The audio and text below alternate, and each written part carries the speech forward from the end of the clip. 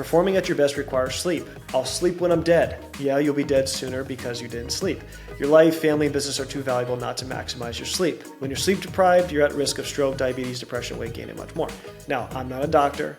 I'm not a health guru. I'm not selling a course on how to get more sleep. These are just things that I've learned from now being married, having 3 children that are all under the age of 5, still trying to go out there and build businesses, buy businesses, and be able to increase the amount of revenue that my companies are making, all within that context of being physically fit, spiritually fit, and trying to be the best dad and husband I can be. Now, I fail at those things every day, right? And I constantly try to be better in those areas. But some of the areas that I go through that I've seen make a difference to myself have been, obviously, sleep is the number one thing. Now, having small kids, I rarely get sleep all the way through the night. It's hard. But I do everything I possibly can to try to maximize the chance that I actually get a good night's worth of sleep. So the first thing is the room. Make sure the room is dark, like as dark as can possibly be. So if you have lights from your computer on, you have, your TV on, when you try to go to turn all that off, all electric stuff off, turn off your Wi-Fi router, just everything. Pitch black, right?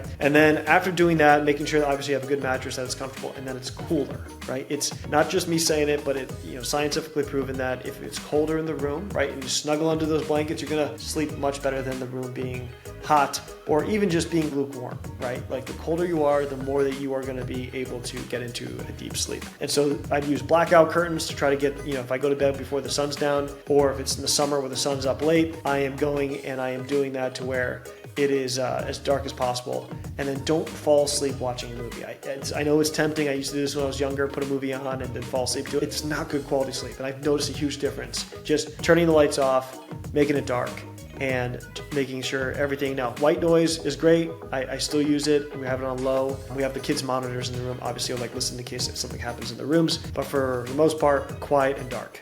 And it's gonna just be able to help you greatly in being able to make that sleep quality that much better. All right, so next we'll go through is the sunlight. So when I first wake up, one of the biggest things that I've realized is when I wake up, I get out and I try to take a walk, right? Now, a lot of times I'm waking up before the sun gets out. So I'm going out there, it's dark, but as I'm doing a walk, the sun is usually coming up, and just getting at least 5 to 10 minutes a day in the sun.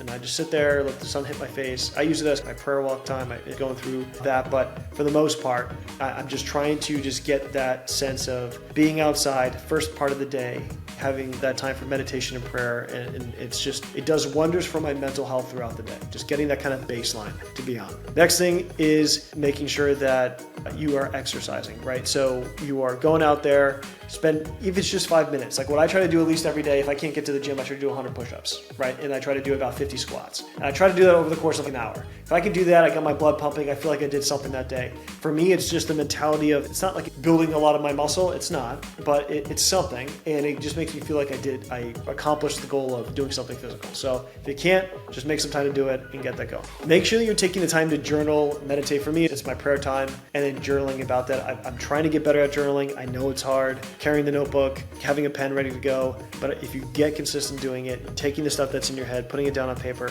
it just does a huge amount of benefit for me in being able to think through.